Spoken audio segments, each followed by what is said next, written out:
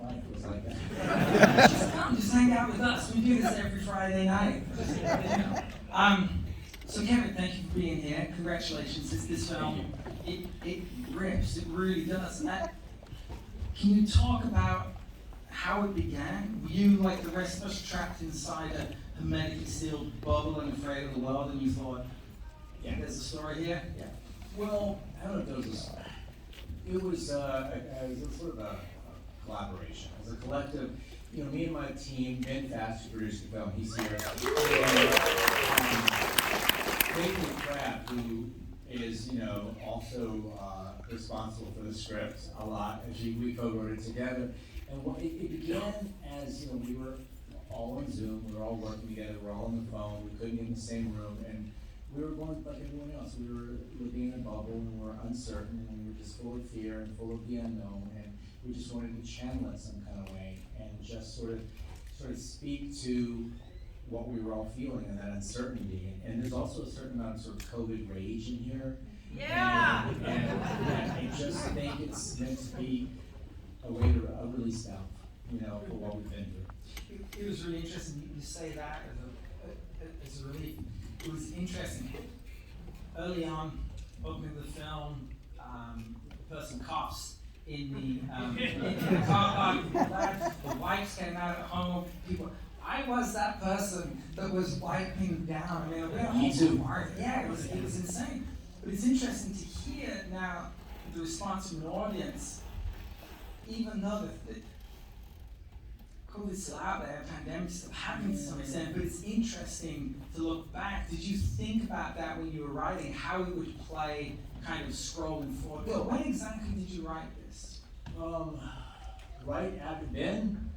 September? Yeah, September. Right after the April, March, right? Okay, so 2020, Yeah. September, okay. And we were, thanks, man.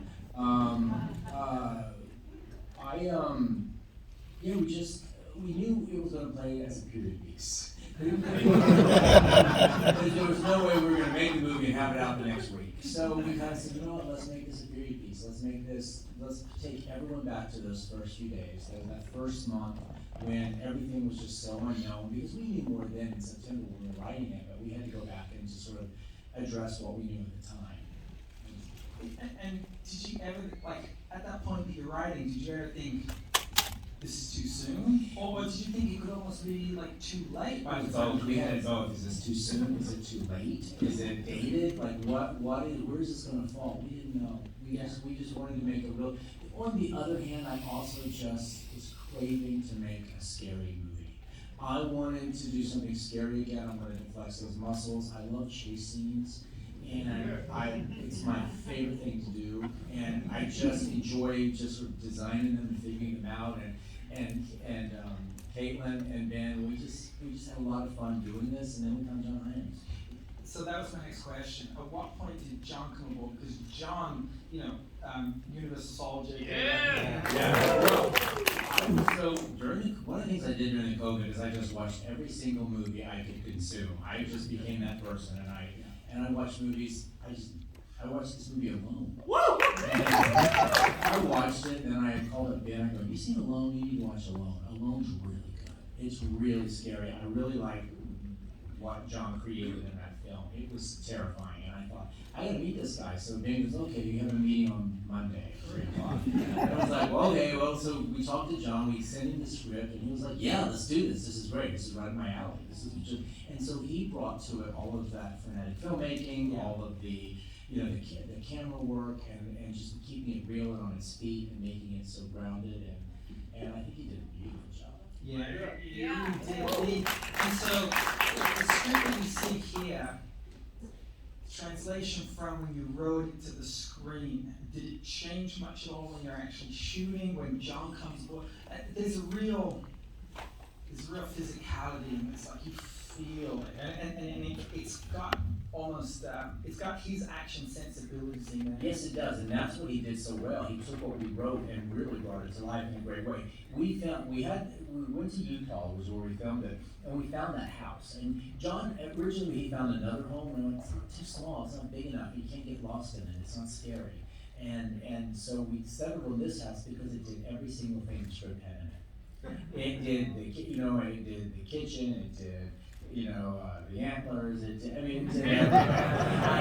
And the attic and this, and now well, the attic actually was in another house down the street, because we didn't have an attic in that house, so we kind of merged two houses, but, I flew out there and I walked it with him.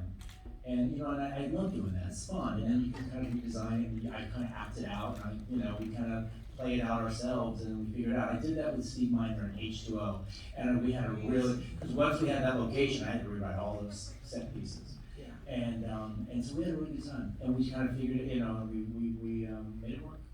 And there's so much in there as well within the composition, the frame of the shots, and it really kicks into gear. I mean, you set it up with that first in the apartment, but it really comes to life once DJ goes out to the truck and then comes back, and then you start seeing, then you're really playing with the framing, the composition, That's the all John. background. That's all John, because John is the one who said, I want the camera, he wanted these long, steady cam shots, he wanted these sort of gimbal views, but he wanted to use these really long one-takers. Yeah. Just really sort of follow you through, because in the script, it just said he walks in, the killer walks in the door, and he doesn't see it, so he filmed it that way. I thought it's just so clever the way he put it together. Yeah. And we shot in like 21 days. Wow. And it was very short, we didn't have a lot of money, of course. We had to pay the COVID protocols, were more expensive than below the line. And it was one of, we made do. And I thought he accomplished so much in 21 days. Yeah, you wouldn't think that looking at it, the way that it's orchestrated, the way that it's all composed, it's really well done. And Yaron, is that his name? Yaron Levy, the DP? Yes. Yeah, incredible. They had a good shorthand. Yeah. They thought everything through. Yeah. And so you talk about shooting in COVID, you literally made a horror movie within a real life horror movie. What were the challenges like there? What was that like? Well, everyone just, I don't think anyone really got sick. I think, we were making, Ben did someone, maybe one positive or something. After the vaccines, it was like June and July, and We had vaccines. yeah. We were also vaccinated up and we were doing testing. Yeah, and then you said you're in Utah? Utah, about an hour outside of Salt Lake City, in some little town that I can't remember the name of. Yeah.